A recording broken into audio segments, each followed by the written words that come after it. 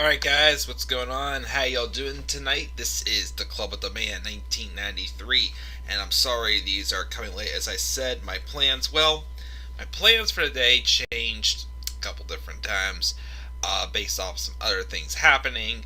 So unfortunately, it was not the smooth process to get here today. But, it is what it is. But I'm here live to give a quick recap of what happened on last night's edition of Smackdown. Then, following this stream, I will do my preview and predictions for tomorrow night's show, the 2021 Royal Rumble pay-per-view. Again, I went to visit friends last night, so I didn't really get to watch Smackdown. I watched the highlights on YouTube. I didn't feel like I was in the right spot. I didn't really feel like I was capable of really giving it an actual grade. But overall, a mixed bag of results, I would say, though, from what I could see. There was some stuff I liked, some stuff I didn't like, for SmackDown. They went with the whole quarterly brand to brand invitational. On this show, I get it in some ways because of it being, the last show before the Royal Rumble, so I can kind of forgive it a little bit.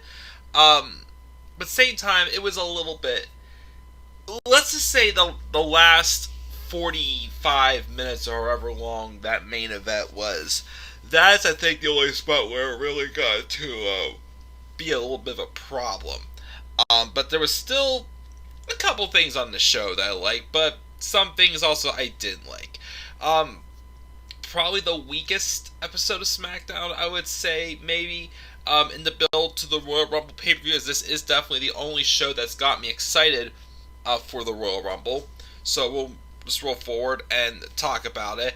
Also, again, I do apologize, no green screen again. Like I said, guys, it's been booked the past couple days, so really the best, don't really have the other time to set it up and whatnot. Hopefully I'll have it tomorrow night for the Royal Rumble review. Depends on if I watch the Rumble alone or with friends. Maybe do some live reactions tomorrow night. Not sure yet, but we'll see how it goes. So let's roll into it. So, no one in the live chat, that's fine. But let's talk about last night's edition of SmackDown.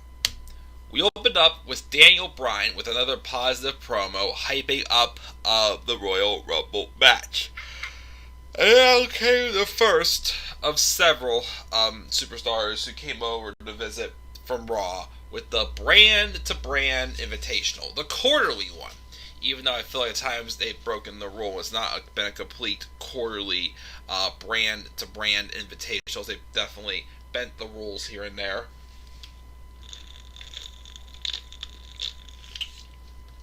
Got some water to energize me.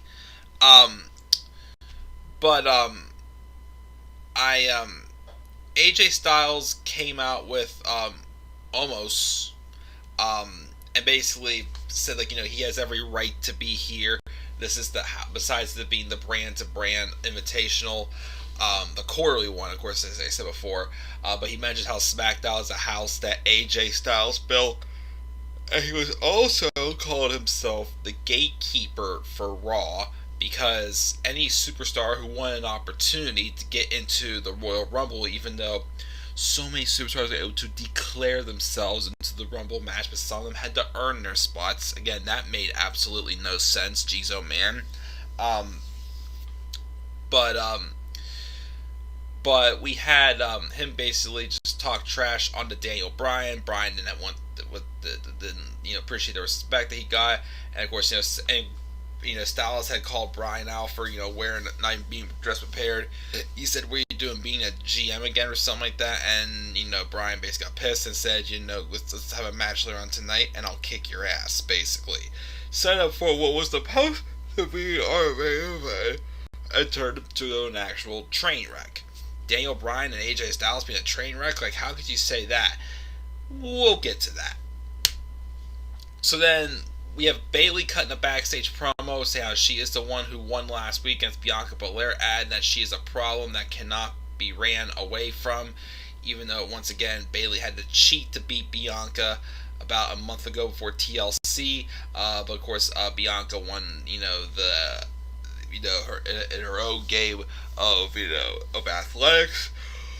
With the ultimate athletic obstacle course from last week that Bianca just outdid Bayley. But Bayley just had a match and Bianca won, and Bianca declared it the biggest win of her career. Alright. We have that. Then King Corbin defeated Dominic Mysterio again with Rey Mysterio at ringside. But I guess before the match, Dominic attacked Corbin. Okay. We also have Big E trying to bribe Sonya Deville with an Arby's coupon to try to get to know what spot he's in the Royal Rumble. And then he bumps into Miz and John Morrison, who, they get into a brawl with. I kind of like to get to the serious side of Big E being a little more shown in this, which I thought was nice. And he actually, I think he actually won the beatdown for what I saw. I'm not sure, like I said, I just saw the highlights, so I'll take that for Big E getting the upper hand there. Reginald tried to give Sasha Banks some wine from Carmella. At first, Sasha was trying to, not say seduce him, but just, talk sexy to him or whatnot. But it wasn't, like I said, it wasn't really, felt a little out of character for Sasha to go that route. But basically, she was like, tell Carmella I'm going to get a bottle of wine for her. And it's going to be her. The message that we said to her, I'm going to be kicking her butt on Sunday. And basically, she refuses the gift from Reginald, basically. Sami Zayn also was trying to get Shinsuke Nakamura to help him regain the IC title. And basically, I've done a lot for you, being the Artistic Collective. I was your liberator, but of course, blah, blah, blah. And Nakamura basically told him just to go to hell. And, didn't help him any further there. My favorite part, though, of this show was the promo with Roman Reigns and Kevin Owens. They had a split-screen interview where basically, Roman starts firing some shots at Owens' own family, basically his grandfathers and his dad. And Owens reminded him, Roman, they're good. They're great people. They want those who've gone on. They were great people. They'll be proud of me. And, you better watch your step.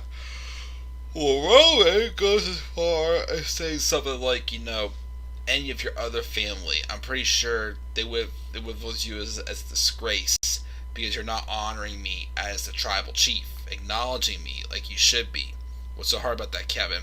And then Owens basically just snaps and goes off on Roman, saying how that one thing that's different between him and him is that Roman made Owens obviously has been in Roman's shoes in the past with betraying people and treating them like crap. He goes, but here's the thing though, Roman sits there as an entitled jackass who's just a big bully, and while Kevin Owens looks in the mirror himself every day, and he knows he is the man that his everyone, his grandfather, his own father, his grandmother, his wife, his kids, everyone who is all very proud of him. And Roman's just gonna sit there and say all that. Basically, he just told off Roman, and Roman wasn't having it. He was sitting there just yeah, Paul, hand it to me. Takes the remote, turns it off, and Owens says he's gonna be the last man standing on Sunday. And Roman had to beat the piss out of him in order to do that. But a very good promo, very passionate promo by Kevin Owens. What's up, Tyler? But then we get to the main event. So it started off with Daniel Bryan and AJ Styles, and Cesaro was on commentary. But then Sami Zayn came out during the match, holding up a sign protesting that Big E is not the real Intercontinental Champion. And Big E, of course, came out, and they brawled at the ringside, and eventually that turned into a DQ for AJ Styles and Daniel Bryan. Shinsuke Nakamura came out to eat up the odds, which was weird though because they had Nakamura going against Cesaro, even though I don't think they ever really had an actual breakup for them. So then this went from a singles match to a 6-man tag team match. But then Miz and Morrison came out, for no apparent reason. And Miz and Morrison also said they may take advantage of the last man standing match and have Miz cash in on either Roman Reigns, or Kevin Owens. No, that ain't happening. That is not happening whatsoever. Again, whenever Miz cashes in again, I hope he fails. And again, they'll probably use some dumb excuse like, oh, well, John Morrison handed the contract over to cash it in, so it didn't count, which, again, just one of the dumbest excuses, dumbest rules, whatever the heck you want to call them. So he came out, and then out came Otis, who has a history of Miz, and Sheamus. And Sheamus teamed with the babyfaces. So does that mean I officially see Sheamus as a babyface again? I really don't freaking know. But they had a 6-man tag team match, and it ends with Sheamus pinning Sami Zayn. After the match, Miz and Morrison then attacked Sheamus, and then Braun Strowman made his return, his first time he's appearing since the night after Survivor Series, where he got suspended for attacking Adam Pearce, and he attacks the heels brutally.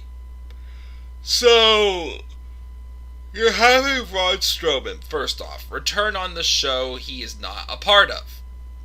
You know, if he was going to return, why didn't he actually return on the show he was a part of, which was Raw this past week? And also, why is he being a babyface? Because he was, again, before he, took a couple, 2 months off. Remember, he was kind of back and forth between face and heel. Again, I couldn't tell if he was a face or if he was a heel. It was a very mixed bag of results with the booking. But why did they bring him back as a full-fledged babyface if the reason why he was gone was because he had attacked a babyface corporate member and Adam Pearce? You know, it didn't make any sense. So Strowman's back, he's in the Rumble. He also beat the crap down on Cesaro, which made me sad because obviously Cesaro was getting a little bit of a push, but I guess not. May have gotten my hopes up. But that was SmackDown. Again, didn't really watch it, so I just watched the highlights. Again, I'll just give it no grade this time. Again, hopefully they don't go all out with this brand to brand invitational again. Because tonight, with this past week's show, I get it a little bit since it's Royal Rumble, but, still felt a little overkill. I don't know if it's just, again, they've done it how many times. We've lost faith in the brand-to-brand invitational. Or what? Like I said, it just wasn't really, I don't know, wasn't as good as it's been the past couple weeks for SmackDown. But that's my thoughts. Again, I'll take a quick break, come back up here in a little bit, do my Rumble predictions. I guess, I don't know, I'm starting to get a little tired. We'll see how I feel in a few minutes. But that's going to do it, guys. Again, what are your thoughts on SmackDown? Didn't give it a grade. Leave thoughts down in the comment section below. Be sure as always to slap a like on the video and subscribe or comment on my channel. Follow me on Twitter, Mania93. Checking out. See you guys all soon. If not, have a great rest of your night. Peace out, everybody.